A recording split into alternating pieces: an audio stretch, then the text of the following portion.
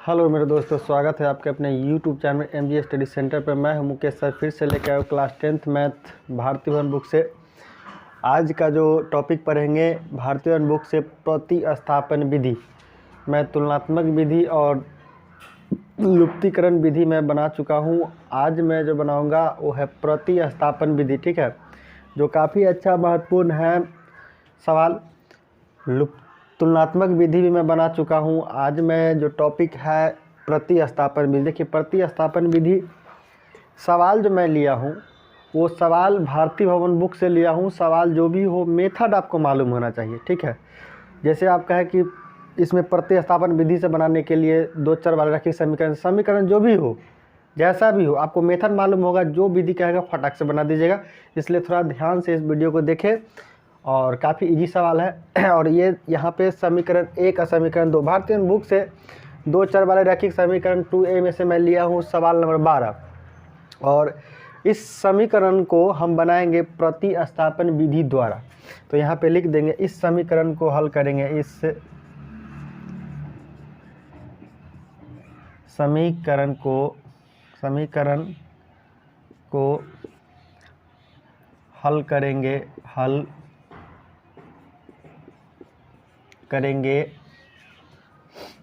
प्रतिस्थापन विधि द्वारा। प्रतिस्थापन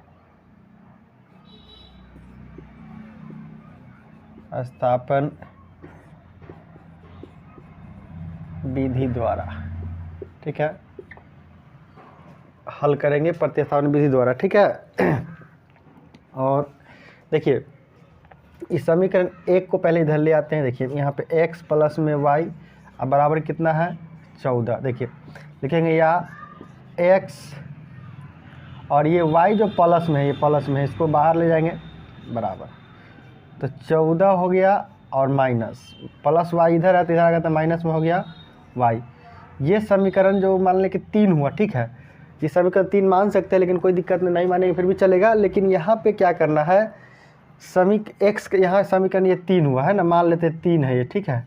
लेकिन यहाँ पे 3 न मान के भी इसको छोड़ भी देंगे, फिर भी सिर्फ इतना बात निकाल लेना है कि x बराबर निकाल लिए, क्या निकाल लिए हैं 14 माइनस y, यानी ये x का वैल्यू हो गया, ठीक है। और तुलनात्मक विधि में दोनों का वैल्यू x बराबर निकालते थे या y बराबर निकालते थे, लेकिन इसमें क्या सिर्फ x का वैल्यू एक समीकरण से निकाल लिए। और कहिएगा सर x का जो समीकरण 1 में जो आप निकाले हैं, आप समीकरण 2 को भी निकाल सकते हैं जी। अगर समीकरण 2 को भी निकाल के x बराबर करते तो ये यहाँ पे y माइनस में इधर आके प्लस में हो जाता, यहाँ पे प्लस में होता। और हम समीकरण 1 से निकाले हैं, आप भी निकाल सकते, समीकरण 1 या समीकरण 2 किसी भी चीज़ से निकाल सकते हैं, ठीक है। किसी भी समीकरण दोनों में से किसी एक समीकरण को पकड़ के x का वैल्यू निकाल लेंगे। तो x का वैल्यू मेरा क्या आ गया, x बराबर था, साफ से लिख देते हैं, x बराबर 14 माइनस y, ठीक है। अब देखिए ये क्या करेंगे, x का मान यहाँ पे लिख देंगे, समीकरण क्या लिखेंगे, समीकरण 2 में x का मान रखने पर, देखिए यहाँ समीकरण 1 से तो x का वैल्यू निकाले हैं, तो समीकरण 2 में बैठा देंगे। x बराबर निकाले यहाँ पे 14 माइनस y, यही मेरा प्रतिस्थापन विधि है, ठीक है। और यहाँ पे समीकरण 2 में मैं x का मान बैठा दिया, ठीक है। और देखिए, तो समीकरण 2 में लिखे हैं, समीकरण 2 में रखे x का मान, तो समीकरण 2 यहाँ पे उतारेंगे, x माइनस में y बराबर हो गया 4, ठीक है। अब यहाँ पे x बराबर कितना निकला था 14 माइनस y, तो लिखेंगे या 14 को लिख दिए अब माइनस में y लिख दिए। किसका मान है, x का मान। यहाँ x हट गया तो इतना बैठ गया, अब माइनस में क्या है यहाँ पे y, तो y लिखे बराबर में 4। अब देखिए ये 14 प्लस में है तो बराबर के बाहर जाएगा, और ये माइनस y माइनस क्या हो जाएगा 2y बराबर हो गया 4। अब माइनस ये y का, ये 14 जो प्लस में बाहर जाएगा तो हो जाएगा माइनस में 14, इसलिए लिखेंगे या माइनस 2y बराबर 4 में से 14 जाएगा तो क्या बचेगा 10, यानी कि माइनस 10। 4 में से 14 गया तो क्या बचा माइनस 10, माइनस से माइनस हो गया कैंसिल, ठीक है। इसीलिए लिखेंगे y बराबर 10, ये गुना में है 2 y के, तो कहाँ चला जाएगा डायरेक्ट भाग में, तो 5 दूना 10, यानी कि यहाँ पे जो आपका निकला है y का मान कितना निकल गया, इसीलिए y बराबर निकला है 5। अब देखिए यहाँ पे y का मान कितना निकल गया 5, आपका मर्जी है। समीकरण यहाँ कितना है, यहाँ पे 1 2, यानी 1 को तो यहाँ मैं निकाला, ठीक है, जो इसको 3 बना दिए। इस समीकरण मान सकते हैं 3, इसमें कोई दिक्कत नहीं है। और यहाँ पे मैं लिख दिया कि समीकरण 2 में x का मान रखने पे, तो देखिए समीकरण 2 में x, तो x बराबर जो निकला है यही मेरा x का मान है, ठीक है। अब यहाँ पे आप लिख सकते हैं समीकरण 3 में या समीकरण 2 में किसी एक में वैल्यू बैठाइएगा तो ऑटोमेटिक मतलब कि y का मान रखिएगा तो x निकल जाएगा।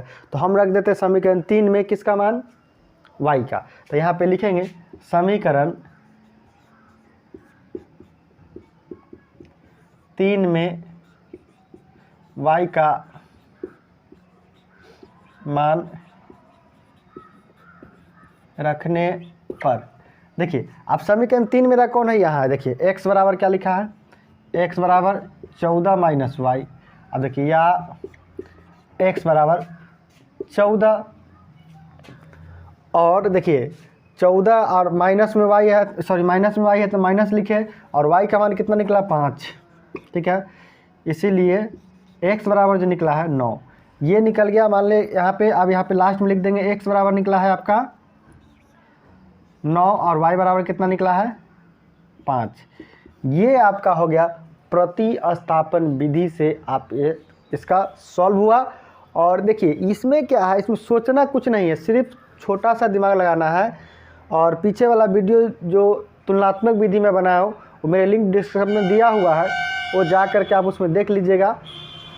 और काफ़ी अच्छा उसमें समझाए हुए हैं और समझ में आएगा। और अब जो पढ़ेंगे इसके बाद, दूसरा वीडियो में बनाऊंगा इसके बाद, तो उसमें पढ़ेंगे हम लोग वज्र गुणनखंड से, और इसका क्या है प्रतिस्थापन पढ़ लिया है, विलोपन विधि। विलोपन विधि मैं डाल दिया हूँ। और आगे आप लोग ध्यान से देखें, और वीडियो अच्छा लगे तो लाइक, सब्सक्राइब और कमेंट्स करें और एक दूसरे को शेयर करें। थैंक्स।